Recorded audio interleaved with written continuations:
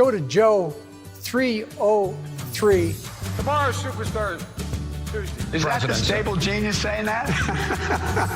30330. My name's Joe Biden. I'm a Democratic candidate for the United States Senate.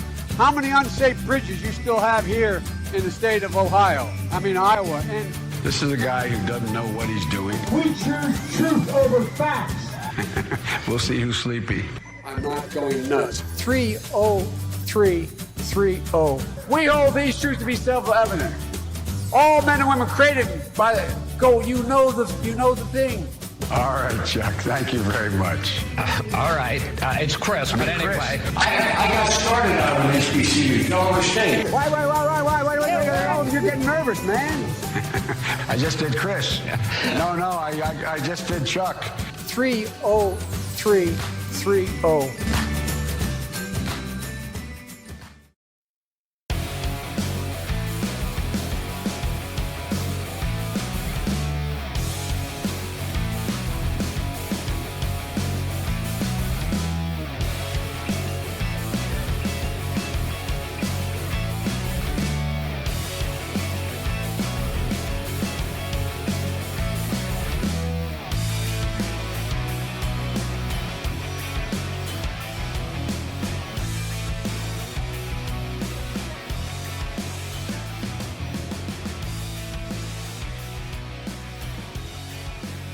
Round the Nation, TYT Nation, Jeff Waldorf here. Welcome to the show. It's Thursday. We've got a huge show for you guys today. We've got, of course, the economy. We're going to be talking about that, of course. We're also going to be talking about some coronavirus-related stuff, obviously. We've got Bernie Sanders making a fiery House speech on the floor. Or, I'm sorry, a fiery speech on the Senate floor. And then we've got more ghoulish CEOs trying to get people back to work. And then, of course, one of the big stories here is Joe Biden gets a accuser. So that is super important. So we're going to talk about that today. It's not only super important politically, but it's also a super important movement. Or time for the movement, the Me Too movement specifically. Okay, so hopefully everybody's doing good okay today. Or hopefully everybody's doing both good and okay today. I know there is a lot of fear going around. And I just hope everybody is staying home and staying safe when possible. So, okay. Anyway, so I guess let's dive into the first story here. But before I do, please like and share the stream. Very important that you do and help us out. Okay. That said, let's dive in.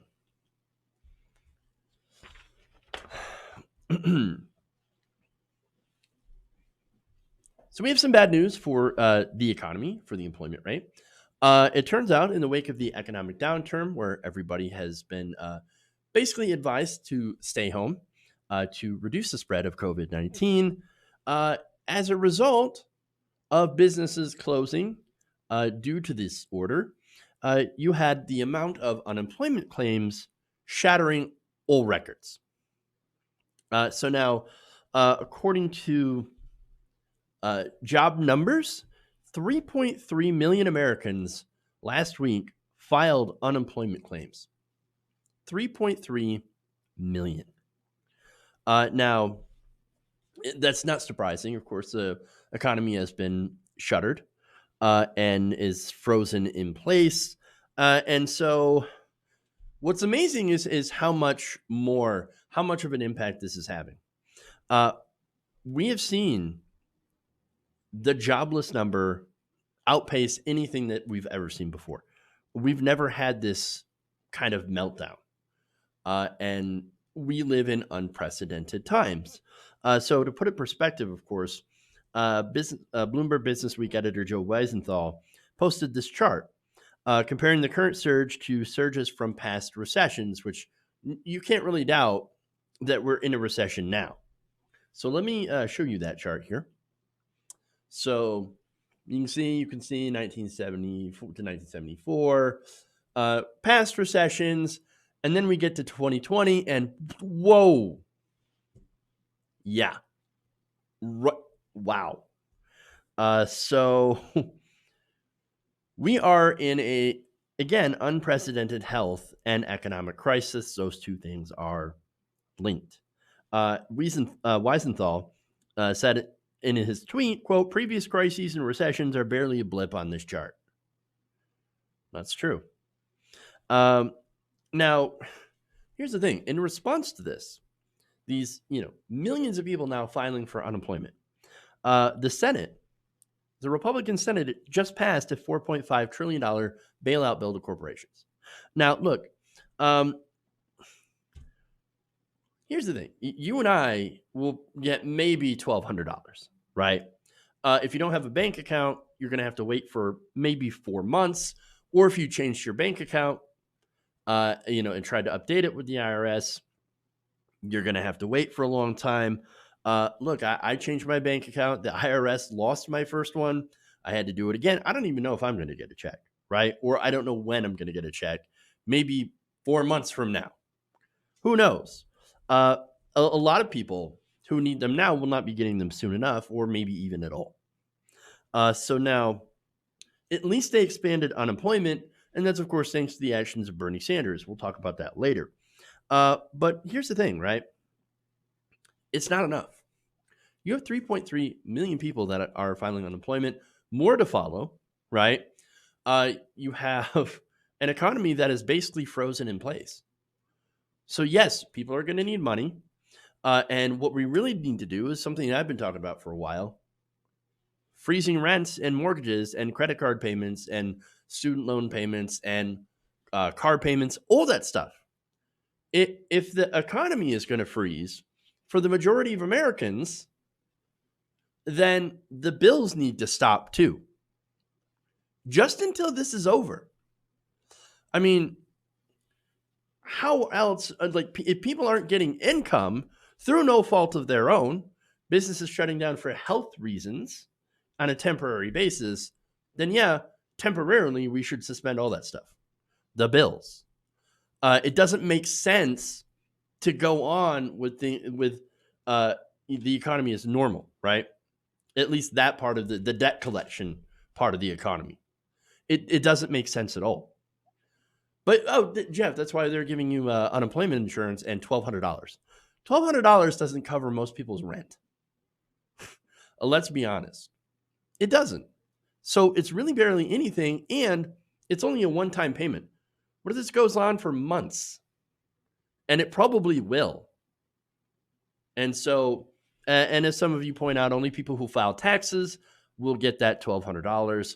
And so some people who didn't make enough money back in 2018 or who had filed taxes this year. And look, if you haven't filed yet, which some people have not, and you made $75,000 or over $75,000, right? Which is the cutoff point. Well, then you get nothing, even if you lost your job and really need the money now. So there's that. So look, it's not enough. It's a disaster, right? And so, look, here's the thing. The Trump administration, as well as countless conservatives, right? And so this is echoing through the conservative talk radio and television sphere now. And my friend works for the Young Turks, Edward Umana. He's like, that's this is the power of propaganda. It starts out in one place and then they all echo the same thing. And now you have a lot of people on the right, in right-wing talk radio, right-wing media, that are saying, let's just send old people back, or let's just send people back to work. And if they die, they die. We would rather do that than destroy the economy. Again, you had Glenn Beck in his bunker the other day saying, I'm in the danger zone. But we all need to get back to work for the economy. Now, Glenn Beck is in a bunker. That's where he broadcasts from. He ain't in no danger zone. In fact, nobody who is saying this really has to work without that social distancing, right? They're able to do their jobs with as much social distancing as they'd like. Glenn Beck, again, doesn't have to see the sun for like the next 6 years. Okay. He's probably got a bunch of stuff stockpiled in the back. I mean, food buckets, probably the Jim Baker buckets. Gross. And so he doesn't need to be around people. So what risk are you taking? What risk is Lieutenant Governor Dan Patrick taking? No, he's just going to stay in his office. Like, I don't need to go nowhere. I can work from home. Like, that's fine. I can Skype into meetings. Whatever. Not only that, but you also got Britt Hume saying the same thing, right?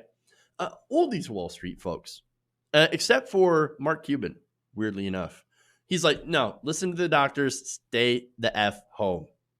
All right, well, I agree with Mark Cuban on something weird. So look, they're not out there on the front lines. They're not in the hospitals, right? They're not stocking shelves. They're not doing any of that stuff. They're not driving the trucks that are keeping, our stores stocked up with food and medicine and things that people can buy. And so, look, unless you're doing that, you probably shouldn't be telling people to get back to work.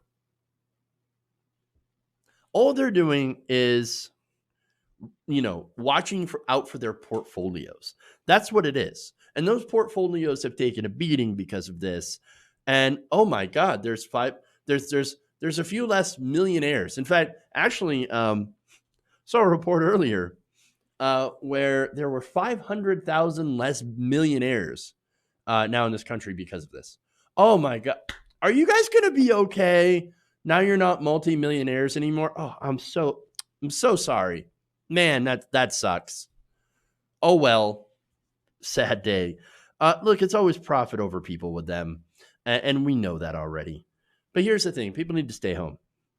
People need to stay home. And the government actually does need to take actual bold action. But unfortunately, the Senate's like, oh, we just passed this stimulus bill that gives $4.5 trillion to the rich. And by the way, I reported it before as $500 billion. Now, it turns out that you can leverage that tenfold with the Federal Reserve. So actually, that $500 billion can easily turn into $4.5 trillion. And guess what? That is under the auspices of course, Mr. Steven Mnuchin, head of the Treasury. So, yeah. No, the government needs to take that bold action. They won't. They're off till April 20th, which is a disaster. And so, unfortunately, that money, that one-time payment is going to run out, and we're still going to be dealing with this by then, right? And so either they gave us additional help or the economy implodes further, or there might even be a general strike. So look forward to that. Okay.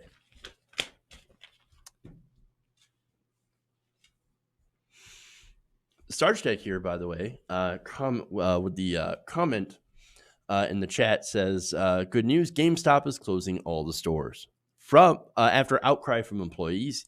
Yes.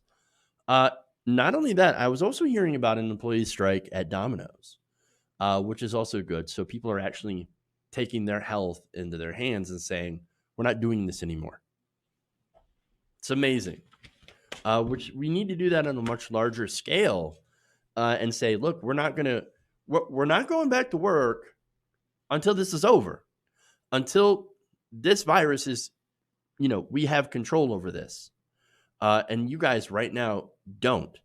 And we are not going to, go back to work until it's taken care of, until it is safe to go back out there. They fear, what about the economic damage, right? What about the economic damage if you force people to go back out? And then they get sick, and then they spread it around, and then they have to go back in and go back out. And it becomes this horrible cycle where we're never rid of this virus. And now we've got millions of dead people, millions of bodies that are stacking up everywhere. It's going to be an absolute disaster if we don't do the right thing. Okay.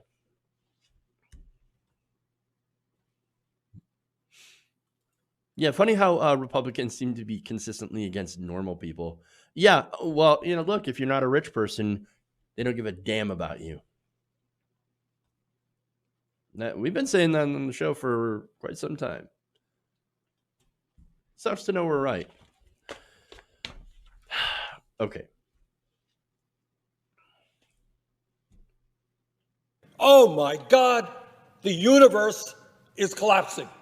Imagine that.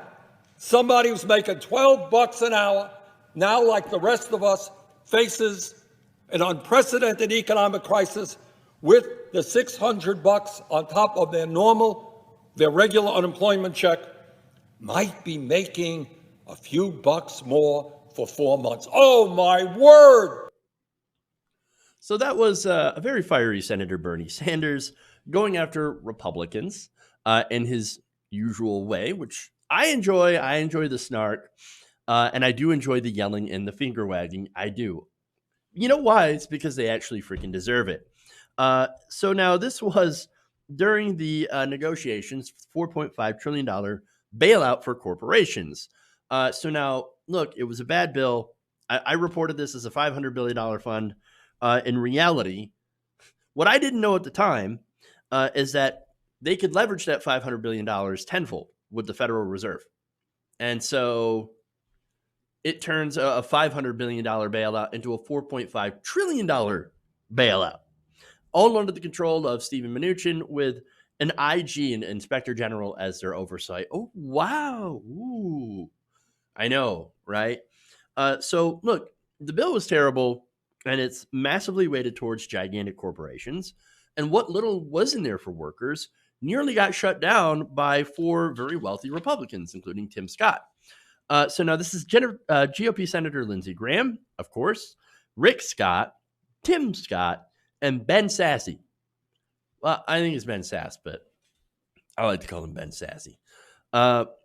And so they were concerned, and it's fake concern, but they said that unemployment benefits in this bill that were negotiated, that were put into the bill by Senator Bernie Sanders himself, were too generous. And they would make people lazy. Oh, lazy. Now, the 4 senators proposed adding an amendment that would limit unemployment benefits to 100% of a worker's salary. Graham said he believed that very few people would choose to work over unemployment benefits that provided them moderately more money. And so understand, we're in the middle of a crisis. Right. So what we want to do is we want to pay people to stay home. I know that that is 100% against everything the Republican Party stands for. Oh, my God. No, you're going to pay people to stay home. Yes. In this case, you do want people to stay home. You want them to stay home so that you can flatten the curve. And so we can get through with this sooner and then get back to work. And the sooner we do that and practice social or physical distancing, right, which is the same thing, but a lot of people have problems with the word social distancing because, well, we're not distancing ourselves socially. We're just doing a physical distance, right? Okay, fair enough, whatever you want to call it, right? We need to do that. We need to make sure that as few people go to work as possible, so that they don't spread this thing around. And get more people sick. And that way, that virus will eventually subside and will be gone, right? What we're risking by sending people back to work too soon is reinfection and respreading it to people and the possibility of having millions die as a result. The Republican Party is like, no, we're okay with that result. Whatever helps the markets. In fact, the only thing that made them actually consider doing a partial shutdown or a shutdown of limited scope, right, or limited time frame is the fact that the markets were reacting very poorly to the spread of this thing anyway. And so they're like, no, we don't want people to stay home. No, we want people to go back to work, endanger themselves, because I want the magical line to go up. And that line, of course, being the stock market. Stonks. Okay, anyway. So now, here's the thing. I think the people that are currently have to work, that are essential workers, they should be getting paid more. I mean, look, at the very least, grocery workers should be getting $15 an hour. At the very least in my area, right? Nurses and hospital people that work in the hospitals, they should be getting a lot more than they do right now. You can call it hazard pay, you can call it whatever you want, right? I call it doing the very least that we can for these workers that are risking their lives to save ours and to protect us. And that's another part of staying home is we make sure not to overload our currently overloaded healthcare system. Right now in New York, they are overloaded. They don't have enough supplies. They don't have enough beds, and we haven't even hit peak yet. And so I keep saying it's going to get worse before it gets better, and it hasn't even gotten worse yet. So we haven't hit the peak. Over the next week or so, it's going to get even more disastrous. That's why we have to stay home. That's why we've got to do this. And not to mention the massive economic harm that comes from not flattening that curve. Pharmacists too, absolutely. That's somebody from the chat. We do this show together. Okay, so now, in response, of course, to these 4 rich senators who hate poor people, and by the way, I think it was somebody stepping in to defend Tim Scott here by saying, "Oh, if you don't like Tim Scott, if you're critical of him, it's because you're jealous that he's got such a good portfolio, that he's worth $244 million." Whatever, get off it. You guys are ghouls, terrible, horrible people. Okay, anyway, so now Bernie Sanders, of course, he's like, you're gonna hold up this legislation to try to strip out stuff to help the little guy? Oh no, I'm gonna hold it up then. If you want to hold it up for this, I'm going to hold it up for your $4.5 trillion bailout. Yeah, so let's play this, right? He demanded stronger conditions in the bill's corporate welfare fund if the Republican senators refuse to drop their objections to the unemployment provisions. So understand, Bernie was using whatever leverage he had. And it wasn't much. Let's be fair about that. It's kind of a lose-lose situation, right? You block this bill because it's corporate welfare. You're not going to see that on the news. It's not going to be reported that way. And every American citizen is going to think, Bernie blocked my $1,200. So understand that, optics-wise, it's a gamble, right? To hold this up, even though we know it's corporate welfare. Nonetheless, he used whatever leverage and took a risk. And guess what? He ended up winning that. He won that fight. And so it gave some relief to workers. Again, we all agree that it's not enough. Bernie Sanders agrees that it's not enough. But right now, whatever help he can get to the workers is his primary focus. And so that's why he let it go. That's why he let it go. And that's why he said, okay, look, my provision's in there. We're going to get unemployment benefits plus an extra $600. Great. Best we can do right now. But he did that. And by the way, this bill, the unemployment provisions also include workers that are typically not involved with unemployment, normally are not eligible for unemployment. So that helps. So at the end of the day, though, the point is he got a concession by fighting and being strong. That's how you do that. And it turns out, of course, the Senate easily defeated the Sassy Amendment and passed it by a vote of 96-0. So, look, Trump's out there saying 96-0, yeah. That's because he got a giant corporate bailout. Of course, right? And again, we all know that this bill is trash, but at least it's got something for working people instead of not, which, of course, it could have easily gone the other way and not helped out working people. So, look, I know it's not a lot, but Bernie Sanders, here's the thing. Here's something that corporate, centrist Democrats always say, oh, Bernie, he can't get anything done. He can't work with other people. He can't get anything into these bills. What has he ever done? Well, he just did this. He just made sure that people got their unemployment benefits. Whereas the Republicans weren't going to let you get a thing at all, because Republicans hate regular people and they hate unemployment benefits. and they hate helping regular workers. They want regular people to go back to work and get sick and die. And so, look, what he does is that, and Bernie Sanders exists in a system that is hostile to him, that is hostile to us progressives. And so we've kind of got to understand that you do kind of have to work within that and do the best that you can. And that's what Bernie Sanders has been doing his entire career. So that's kind of how he's legislated. That's why he's not radical. That's why he is the centrist candidate, the real centrist candidate. And that's why he's the real, candidate that we know can get things actually done. Yes, he is the amendment king. And he is well known as being an effective legislator. In fact, you have Robert Reich, the former, Clinton's former labor secretary, arguing that Bernie Sanders, he doesn't put his name on bills. He doesn't do this thing, where a lot of senators and elected officials do is, I'm going to try to put my name on it so I can increase my clout. So I can go back and say, look at that great record. No, Bernie Sanders doesn't do that. He's just like, how am I going to get the best results for the working people? And he'll go with it. And of course, that hurts him politically, as people like to shove that back in his face. But people who pay attention, we know the truth. We know. So now, look,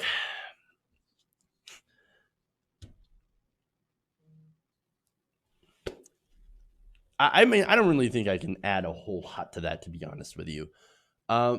This bill, again, it was not a great bill, but it does have something in there, and Bernie Sanders definitely was somebody who helped get this stuff done. And so that's really all you can do at this point.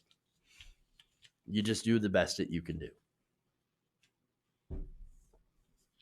I think I had a whole nother video too up there, didn't I?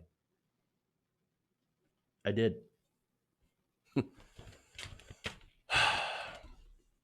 Oh well. Let's move on.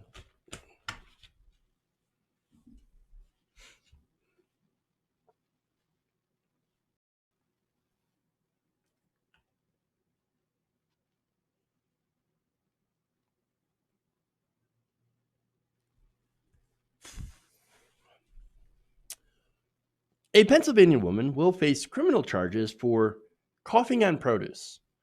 So now, look, this was intentionable. Let me start that again. I've just made up words. I can't make up words.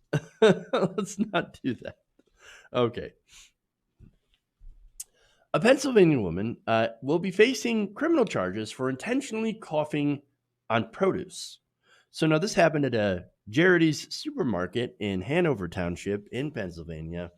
And so the store's co-owner, Joe Fasula, had told the Times Leader that the woman, who was known as a chronic problem in the community, walked around the store and coughed all over the produce, meat case, and elsewhere, causing about $35,000 in produce to be replaced. So, look, okay, what is wrong with these people, for one? That's not only gross, but at this time, it's very dangerous. In fact, it's dangerous a lot of the time, like all the time. You could get people sick. And in this case, you could get people killed. And so now, Fasula did say that the woman is not believed to have had COVID-19. That's a good thing. However, she will be tested and is undergoing a mental health evaluation. Ironically, she figured out the one case where somebody who is not wealthy or a politician can get a COVID-19 test. That said, don't do it. That is a bad way to get it. This is a terrible idea. Again, you're putting people's lives in danger. Don't do it. The human cost, along with the human cost, police did say that criminal charges would be filed against the woman. And so whether it be terrorism charges or making terroristic threats, there was another person that was caught licking shelves, a 26-year-old who was charged with making terroristic threats. This is not a joke. We're not messing around here. This is bad. So, man. Now, of course, people express their outrage online. I'm going to read some of that. Servant of my dog says that's bioterrorism. Yep. TL Riddle says no jail time. Instead, she should be required to help janitors clean local hospitals until this pandemic is over. Well, then she probably might be at risk at getting this disease, this virus. The Michael Brown movement says, I don't understand these people. I don't either. Serendipity says, I hope somebody knocked a Reg MAGA hat off her head. Now, look, I don't know for certain if this person's a Trump supporter or if they're mental. But look, I'm going to be honest. I'm going to be 100%. The thought crossed my mind. Like, is that a Trump supporter? Look, and the reason why, it's not because I hate Trump supporters or think they're all terrible people. A lot of them are. But there's nobody else out there that's coming up with these kind of conspiracies about the virus and spreading this kind of misinformation. And so, look, I mean, it could be stupid people doing pranks too. Young people, by the way, young people have been doing pranks. One guy licked a toilet and now has tested positive for COVID-19. Congratulations. I think it was a Instagram influencer, but I don't know his name. So congratulations for being stupid. And then you've got the people that went to the beaches. Now, there was a guy who was interviewed going to the beaches, right? He's a young person, a college kid. And he was like, oh, if I get it, I get it. Even that guy has come out later and said, no, that I was wrong. That was bad. I'm stupid. Please forgive me. So he apologized because he was an idiot. But now going back to the, Trump supporter thing, right? Again, we don't know if it's a Trump supporter, but I wouldn't be surprised if it was because of how Donald Trump has been treating this.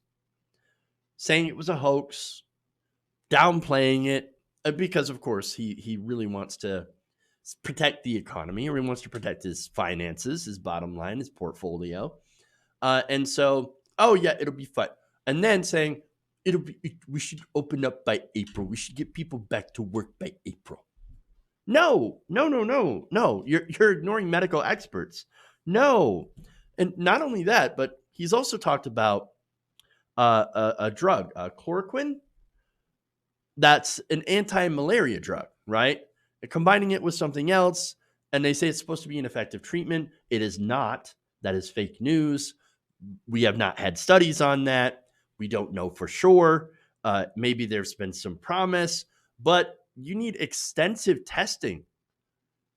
But Donald Trump goes on TV in these press conferences and blurts it out. It's just, you should try that. It should help you. And so a couple took this, but it wasn't the same kind of chloroquine. It was a chloroquine phosphate, which is fish tank cleaner, and the husband died. And the wife barely survived. And she says, well, God, I learned my lesson. Don't ever listen to anything the president says. It's the power of misinformation and of propaganda. And so more responses here. Ninja Mama says, American exceptionalism. And Coop says, there's little doubt this woman was doing it as a very twisted prank.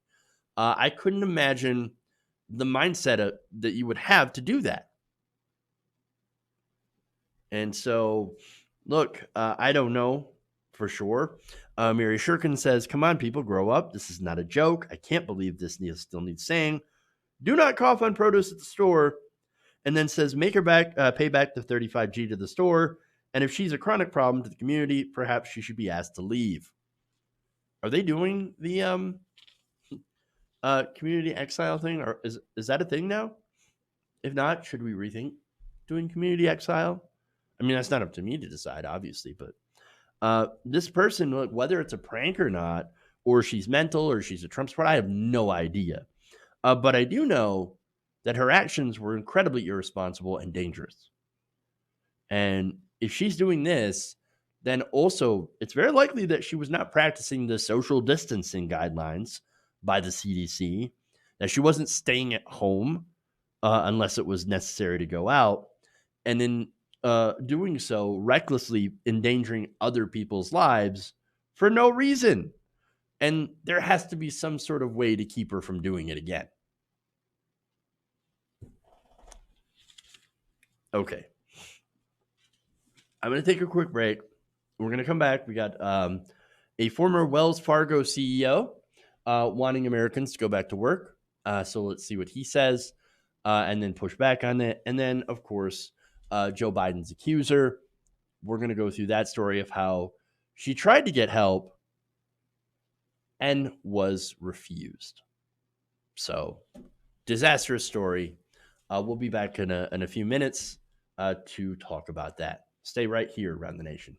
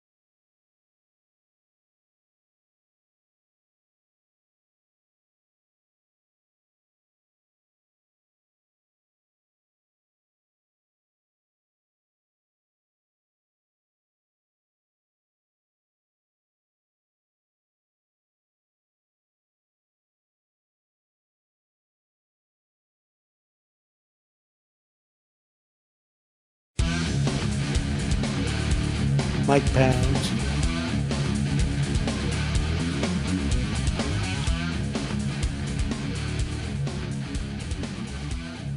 Around the nation, right here, QT Nation, Jeff Waldorf here with you.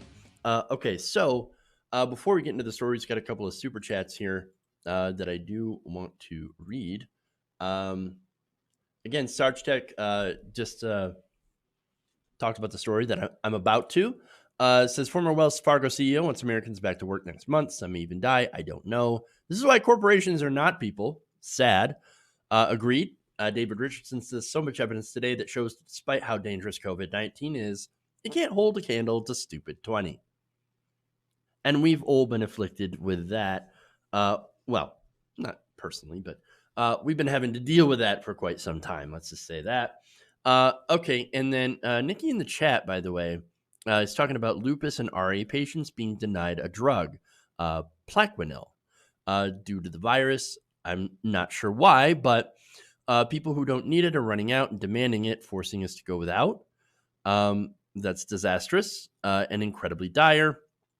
And so don't get that drug.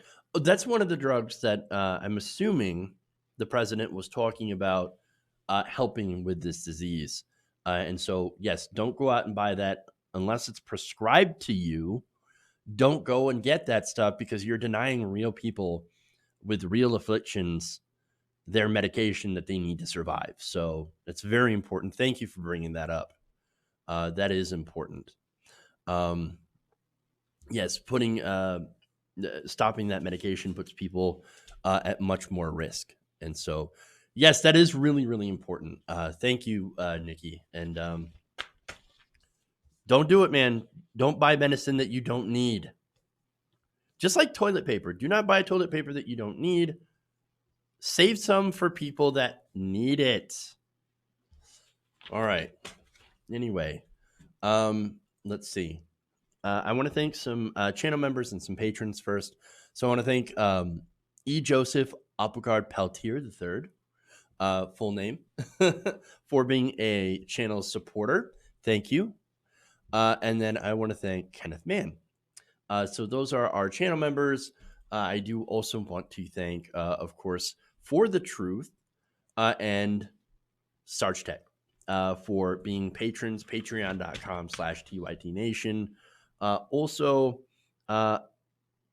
Yes, let's see. Claudia May, I want to thank you for the PayPal donation as well, too. So thank you. You guys help the show. You keep us afloat. You keep us alive. And I thank you every day for it. Thank you. Especially during this really, really difficult time. Hydroxychloroquine is Plaquenil. Okay. Yes. Don't take that. And also do not take the fish cleaner. Not good. Okay. Okay. Whew.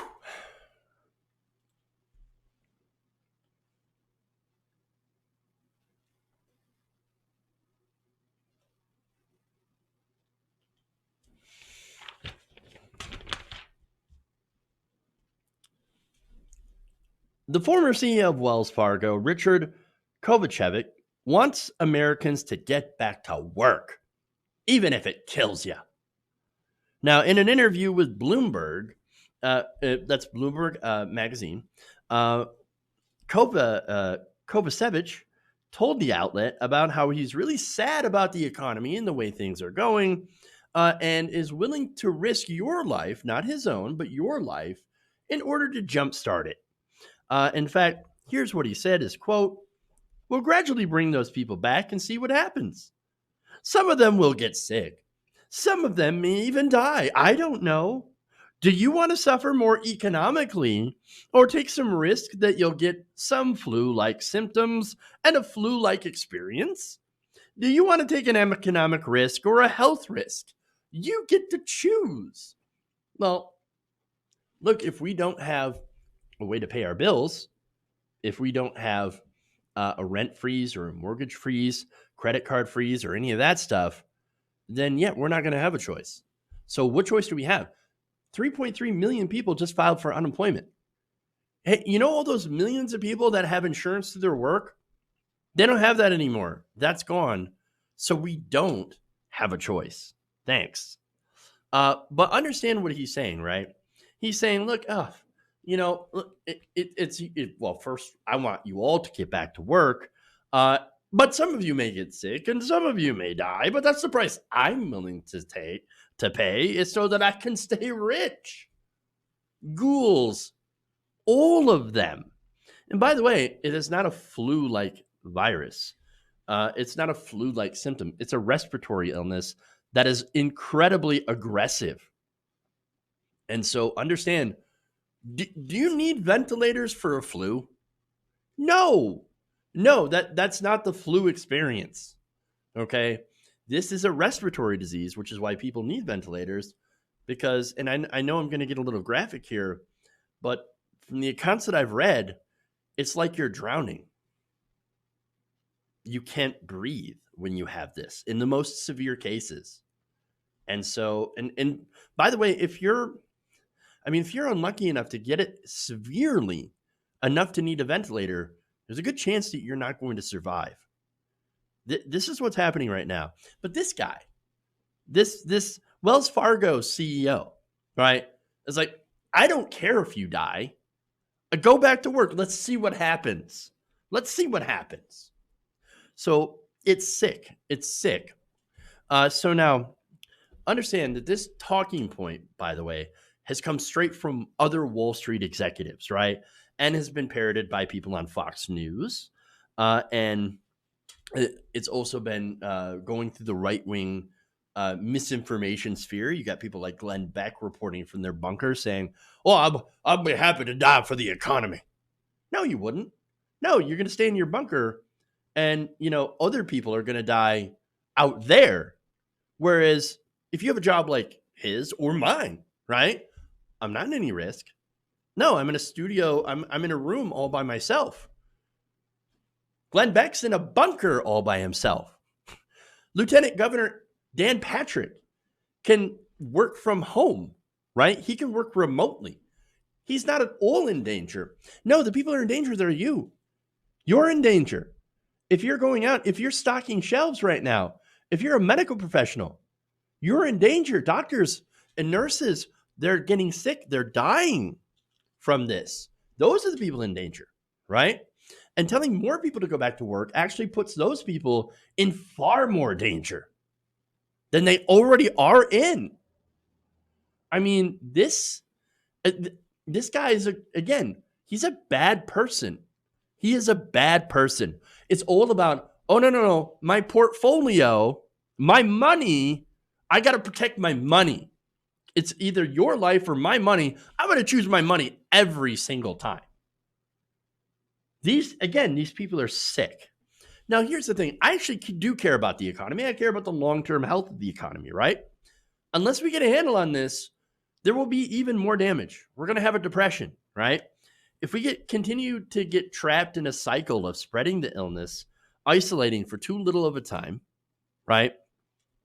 And then they come back out and then they start spreading it again. And then people get sick and then have to isolate. And we're going to continue doing this because it's going to come in waves.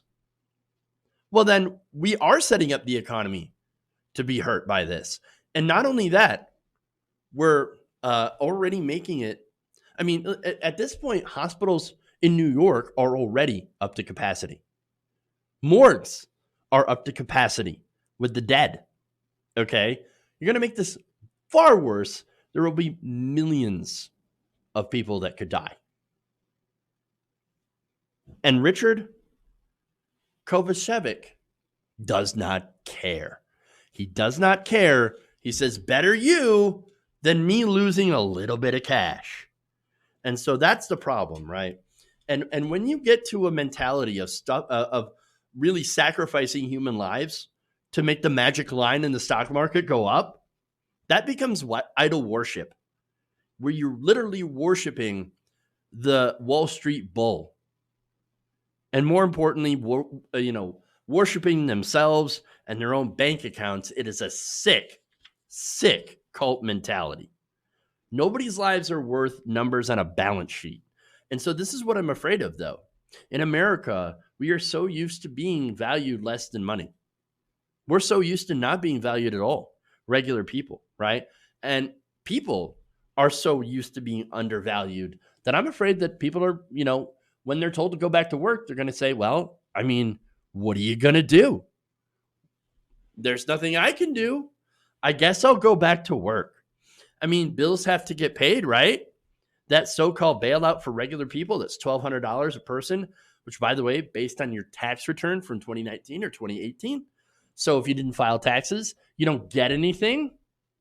Well, I mean, that's not going to be enough. And I'm scared that people will feel that they have no choice but to go back and then spread that sickness again, and then people will die. You know what we should do? Instead of going back to work, if they really want to force the issue of sending people back to work, then we shouldn't do it. General strike. Yeah, I'm calling for a general strike until this virus is over. Don't pay rent. Don't go back to work. Don't do your mortgages or anything, right? Everybody. Now, when one person does it, well, I mean, the system can crush one person. when hundreds of millions of people do it, when the whole country does it, and says, no, we will not do this. Unacceptable. Try again. Then they cannot stop us. And that's the thing. Until we get the support we need from our elected leaders. And again, the bailout package bailed out corporations to the tune of $4.5 trillion, whereas we get a measly $1,200 check per person. That's not enough to pay the rent. It's not enough to pay the bills. And so if you're going to continue doing that and then ordering us to go back to work and literally throw away our lives to the markets, no, we shouldn't do it. No, instead of paying bills, buy food for your family, right? Buy medicine. Save your supplies. Ride it out. What's going to happen, right? If millions, if hundreds of millions, tens of millions of people decide we're not going to have enough, then, I mean, what? You're going to try to force us? You're going to try to force us? We resist. That's resistance. It's never been a better time to show the people in power that we, the people, are the power. We are the economy. And this situation has shown us that. We are the power. Let's show them. Okay. All right. Moving on.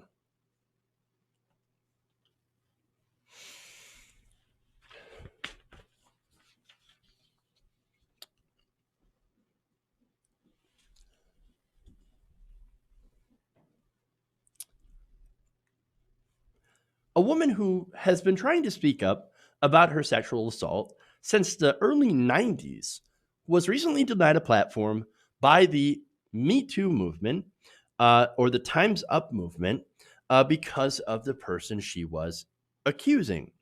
So now that woman is named Tara Reade. Now, Tara Reade was a former Senate staffer to presidential candidate Joe Biden. So now the person that she is accusing of sexual assault happens to be her former boss.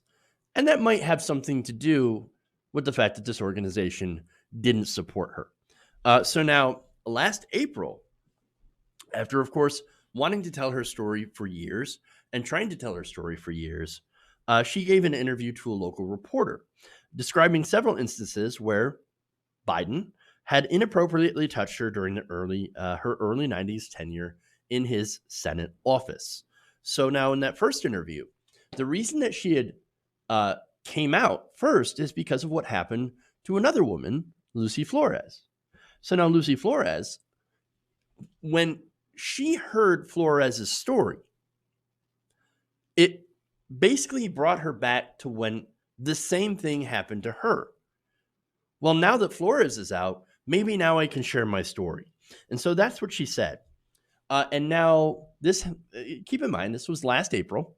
When she came out with it last April, she was immediately smeared as a Russian agent. So now she was attacked and smeared just like Lucy Flores was smeared. I remember talking about that. I remember seeing that. Now she, after that smear, she quieted back down and she thought, well, look, maybe I need to get some help. There are some powerful forces against me. And they're coming after me. They're attacking me. Maybe I need some legal help. Okay. So now she decided to try to get legal help from Time's Up. Now, Time's Up was established in the wake of the Me Too movement to help survivors tell their stories. So now I'm going to go to a report here in The Intercept by Ryan Grimm. Now he writes that the Time's Up Legal Defense Fund was the recipient of an outpouring of donations over the past 2+ years, and is set up as a 501c3 nonprofit housed within the National Women's Law Center. Now, it was launched in December 2017 and was the most successful GoFundMe in the site's history, raising more than $24 million. Among the accusers backed so far by Time's Up are some of those assaulted by Harvey Weinstein, as well as scores of others with allegations against executives in male-dominated industries. The group has committed more than $10 million towards funding people's cases. So now, Tara thought, okay, I'm going to go to Time's Up and I'm going to make my case because, look, sexual assault, sexual harassment, that doesn't know party, right? So you've had people get accused. Again, Harvey Weinstein was a huge Democratic donor. You also had Jeffrey Epstein, who was a massive predator, right? And so you've got that. And then you had on the Republican side, of course, obviously Donald Trump, and then other lawmakers getting themselves into trouble for, sexual assault, sexual harassment, rape, you name it, right? So it's not really a partisan thing. But unfortunately, the person that she was accusing this time happens to be Joe Biden. So now, still, Time's Up gave her a hearing, right? And actually, for a while, it looked pretty promising. So now, in January of this year, Reed spoke with program director at the National Women's Law Center, Ellie Driscoll, and was encouraged by that first conversation. Driscoll referred her to outside attorneys, Reed said, and suggested that the Time's Up Legal Defense Fund might be able to provide funding for PR and subsidize legal assistance. So Ellie Driscoll, is like, hey, yeah, I don't care. Look, I don't care if it's Joe Biden. I don't care if you're a Bernie Sanders supporter. You have a story. It's important. And we might be able to help you. All right, great. Now, Driscoll shared with Reed a note she planned to forward to attorneys, which read in part, quote, she publicly began sharing the harassment she experienced in April 2019, but was attacked online by Richard Painter, who is a University of Minnesota law professor who worked in the Obama administration, and journalist Edward Isaac Dover for being a Russian operative. So, like, anybody who's watched this show for some time knows I have no love for Edward Isaac Dover. He has been, he's a hack reporter with The Atlantic. He hates progressives. He lies all the time. He smears and attacks people and makes terrible bad faith arguments. But there's that, right? So that's who's smearing this woman as a Russian agent, okay? So now she said that there was, according to the article, there was more to the story of the harassment that she did not feel safe sharing at that time. This is back in that memo, actually. She's looking for support and sharing her story and guidance on any possible legal action she may be able to take against online harassers. Now, there's an editor's note in there which corrects Painter as serving not in the Obama administration, but is in the Bush administration, and had also ran in 2018 as a Democrat for the Senate. So now, of course, again, Dover attacked Reed as a Russian agent, a Russian asset. And so, to be completely honest with you, I mean, like,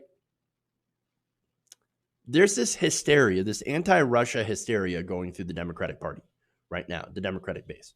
Now, look, did they try to interfere in our elections with memes, with dank memes and stuff? Yes. That said, everything is a Russian plot, according to centrist establishment Democrats. Everything. Hillary Clinton losing. Bernie Sanders' candidacy, right? They try to smear him as being backed by the Russians, right? Everything that they don't like, they blame on Russia. So we're in McCarthyism, basically, at this, except that the Russians are hyper-capitalist. They're not communists. So it's still very, very strange. It would be very strange for someone like Bernie Sanders to be like, oh, yeah, no, the current Russian Federation, which is, again, very corrupt and hyper, capitalist. Oh, no, they're our BFFs. No, they're not. It's ridiculous. So now Dover based it on some Medium posts, though, the smears on Reed, on some Medium posts that she wrote, which were, hey, look, Russian friendly. In fact, I'll read that to you. She said, quote, President Putin scares the power elite in America because he's a compassionate, caring, visionary leader. To President Putin, I say, keep your eyes to the beautiful future, and maybe just maybe America will come to see Russia as I do, with eyes of love. To all my Russian friends, happy holiday and happy new year. So look, I got problems with that. Huge, huge problems, right? Putin is not a good person. He's not a good guy, right? Yes, he is an oligarch. He is massively corrupt. He is an authoritarian. He's anti-LGBT. And so, and of course, he's massively into oil and gas. So this person look, uh, I don't agree with her view on Russia at that point, right? And so, but then again, look, if you think that that's terrible, right? Remember what our own President George W. Bush had said about Russia, about looking into Putin's eyes and getting a sense of his soul, right? Quote, this is George W. Bush. He's a man deeply committed to his country and the best interests of his country, and I appreciate very much the frank dialogue, and that's the beginning of a very constructive relationship. So that's George W. Bush. Is George W. Bush a Russian asset because he said something nice about Vladimir Putin? No. I think that on that specific instance, I think she's a little misguided, and she explains where she got that view. She said she learned about Russia and Putin through a Russian friend in her creative writing group. She said she wrote the post in the spirit of world peace and solidarity. Now, those are goals that I can agree with. So I like that, right? So do I want peace with Russia? Yeah. Do I want peace with Cuba? Do I want, yes. Yeah, I want peace with the world. I want to get along with other people, obviously, right?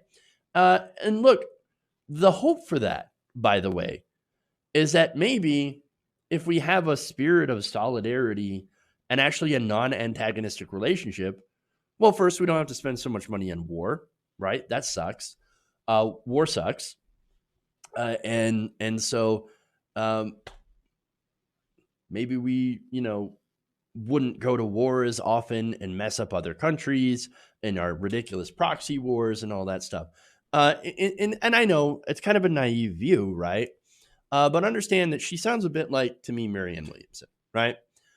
Hey, peace, love, and that conquers everything. That would be great if that's how the world works.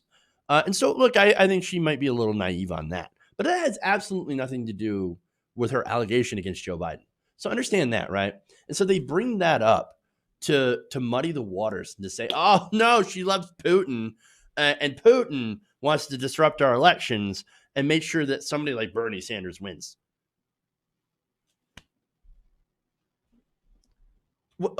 Oh, come. Really?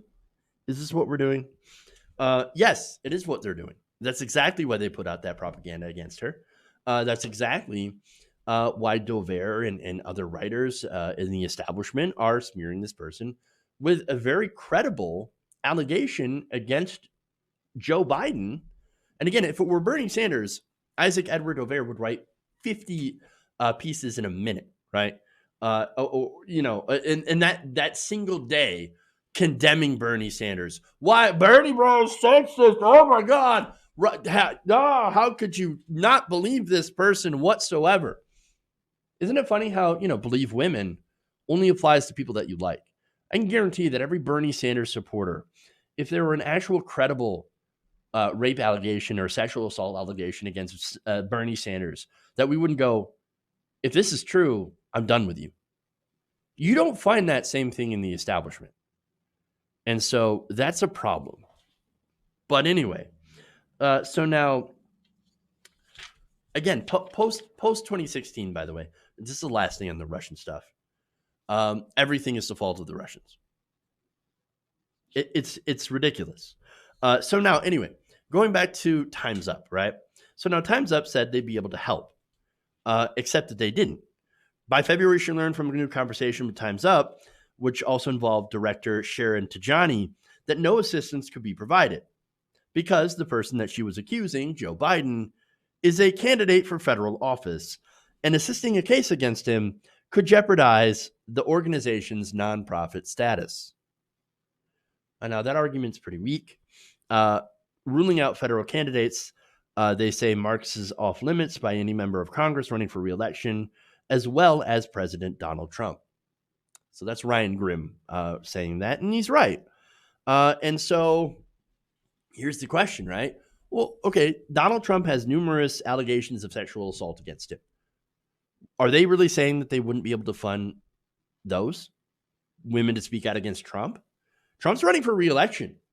I mean, if you're going to fund those, but not the ones against Joe Biden that are credible, well, I mean, then it makes you want to ask, is it because they, are they, Do they not want to fund those because of who's running?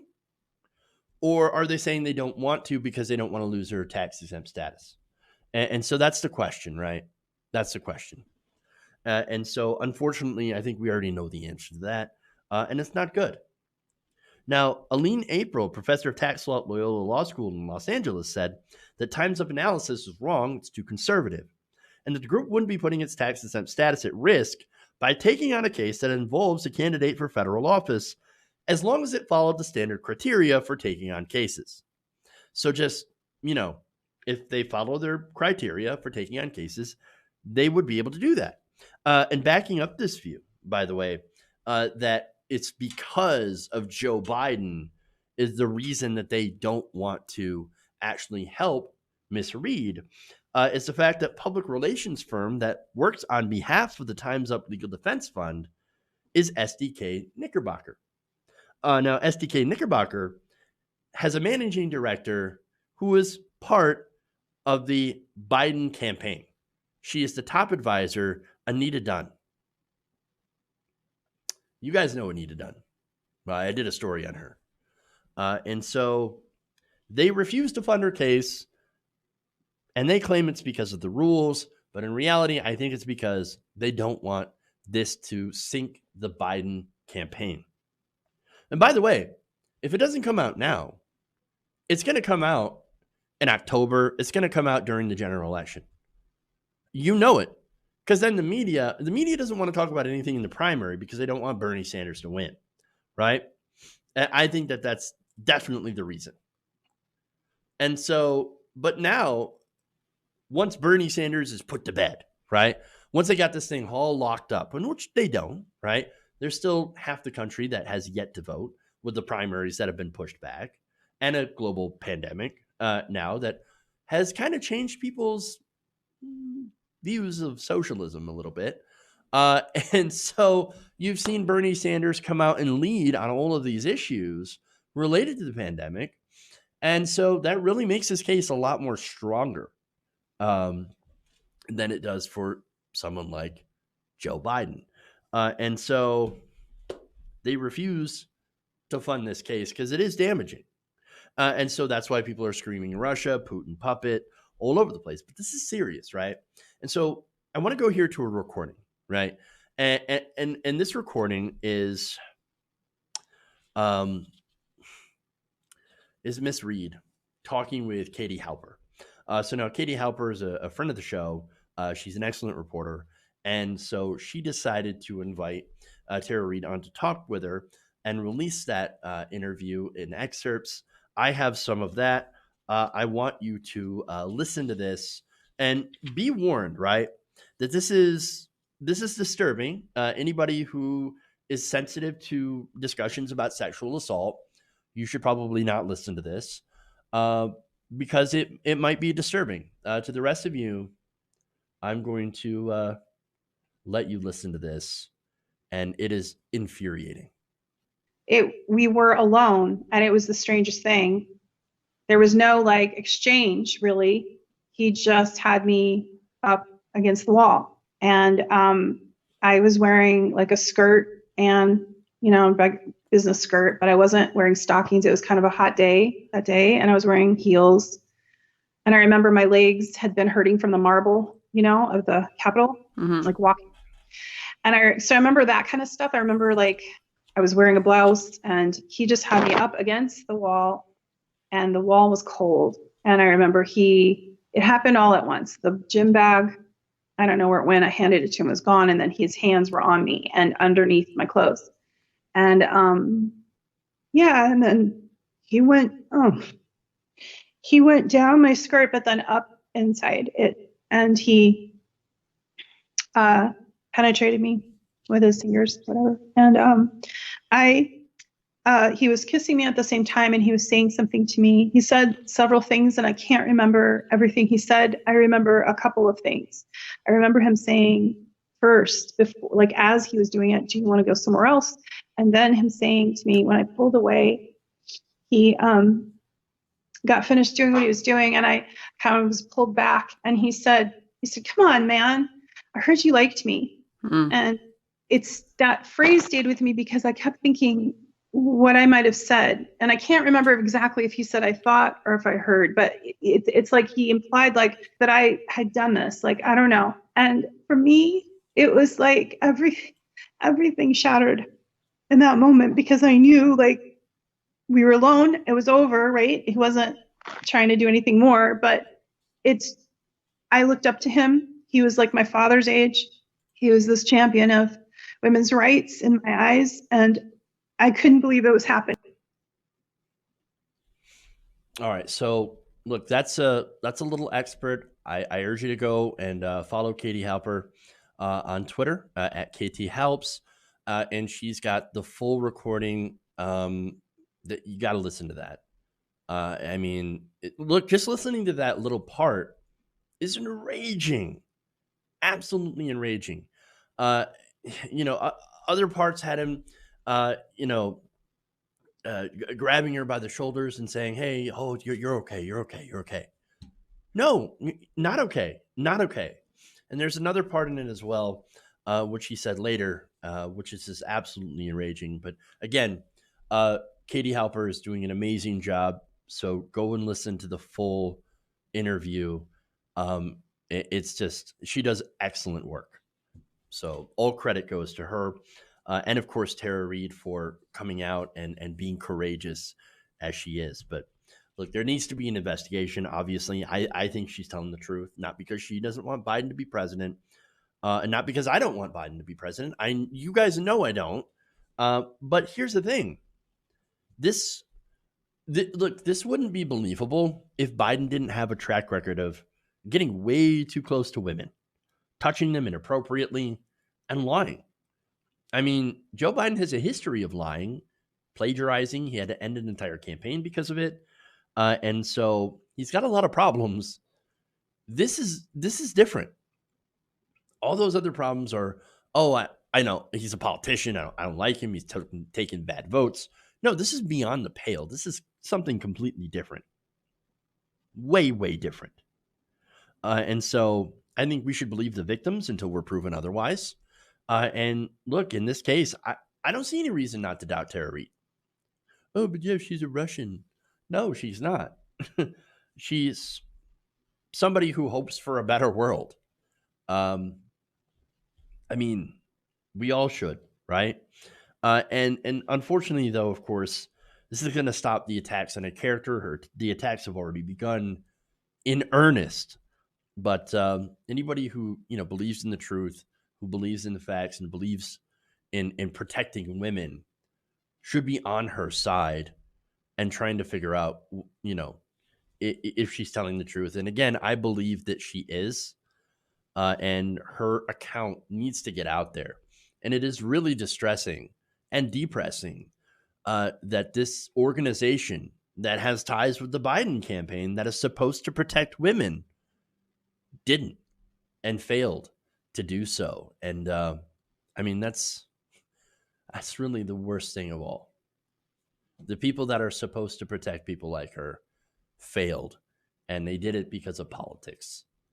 And that is, and what else can you say?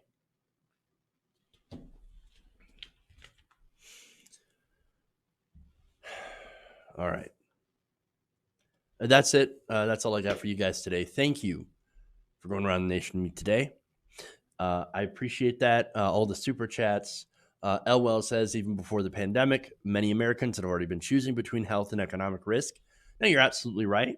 But at least now I think a lot more people know. Star Trek says Anita Hill. You're right. Torn Tokoroa says the fact that you need to clarify that it wasn't Mike Bloomberg and that it was his news platform. Who says that? Who said that says something to me? I can see the man say it. Yeah. Okay. So, yeah, remember Anita Hill, indeed. All right. So that's your news for the day. All right, guys. Thank you. Please like and share the stream. Please hit the bell. And we'll see you guys tomorrow. Stay safe, stay indoors, wash your hands, and we'll see you guys tomorrow. Love you. And remember, change begins with you.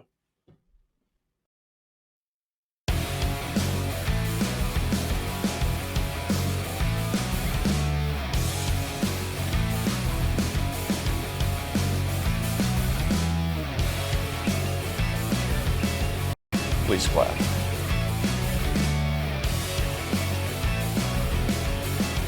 Mike Pounds,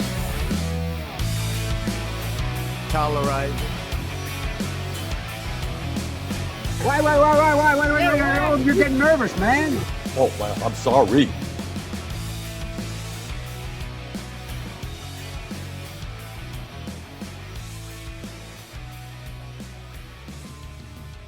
You're kicking me out the door.